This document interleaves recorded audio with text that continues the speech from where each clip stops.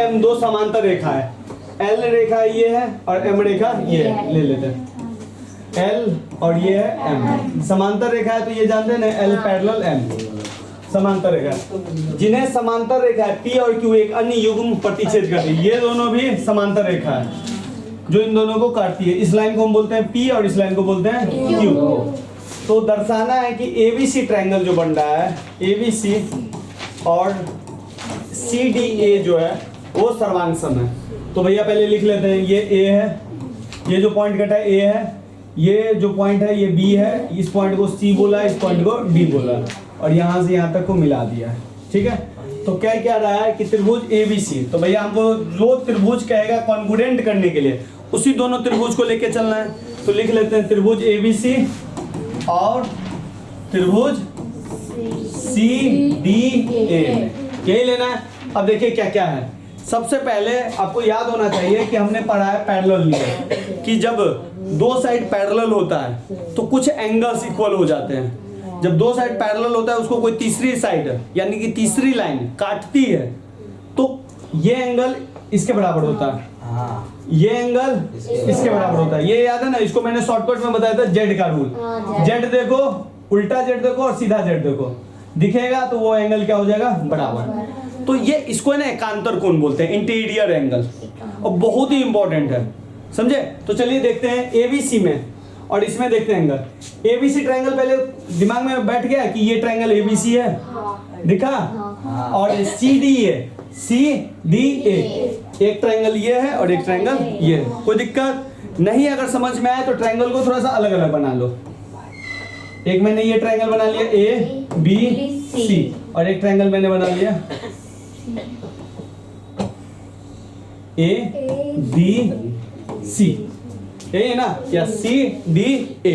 कोई दिक्कत, अब ये दो ट्रायंगल मिल गया।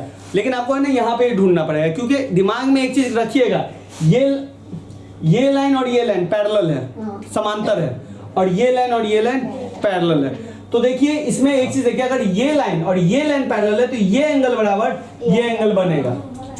जेड मिला, ध्यान से देखिए, तंग तुंग टंग बना जेड, दिखा।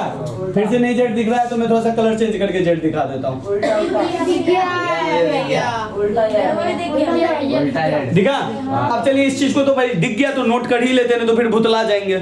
भुतलाने से अच्छा पहले नोट कर लेते हैं। इस ट्रायंगल में ये एंगल है और उस ट्रायंगल में ये एंगल है ना।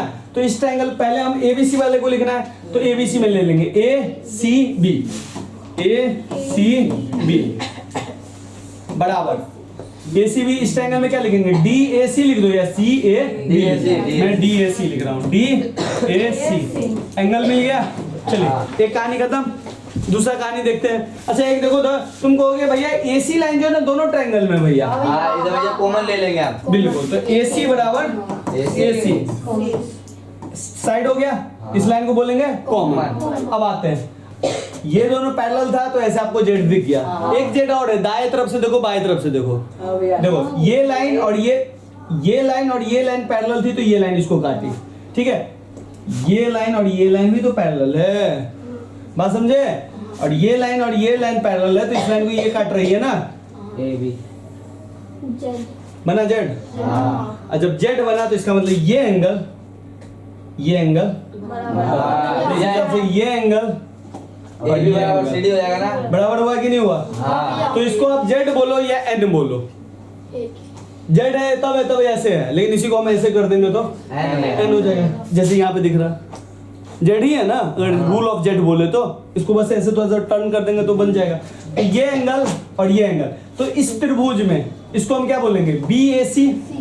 तो लिख दीजिए BAC बराबर इस त्रिभुज में DCA। अब मैंने कल आप लोगों को एक चीज बताया था, रूल की देखना है कि सही है या गलत है। इसमें देखो ABC, इसमें AC और इसमें ABC में BAC। हमने कुछ भी अलग नहीं लिया है, सेम यहाँ भी मिला सकते हो, बाहर से हमने कुछ नहीं लिया है। ये तीनों चीज इसमें मिल रहा है, ये तीनों चीज में से ये दो चीज मिल रहा है, डी हटाएंगे तो AC मिल जाएगा, और ये तीनों चीज में से इससे मिल जाएगा। तो हमारा एंगल साइड और एंगल से एंगल साइड और एंगल से। जैसे हमने एंगल साइड एंगल लगाया तो त्रिभुज ABC सर्वांग सम या कॉन्ग्रुएंट CDA हो गया। इसी को बोलते हैं PT, प्रूव दैट। यही दर्शाना था ना, हाँ बस समझे। समझ आ गया।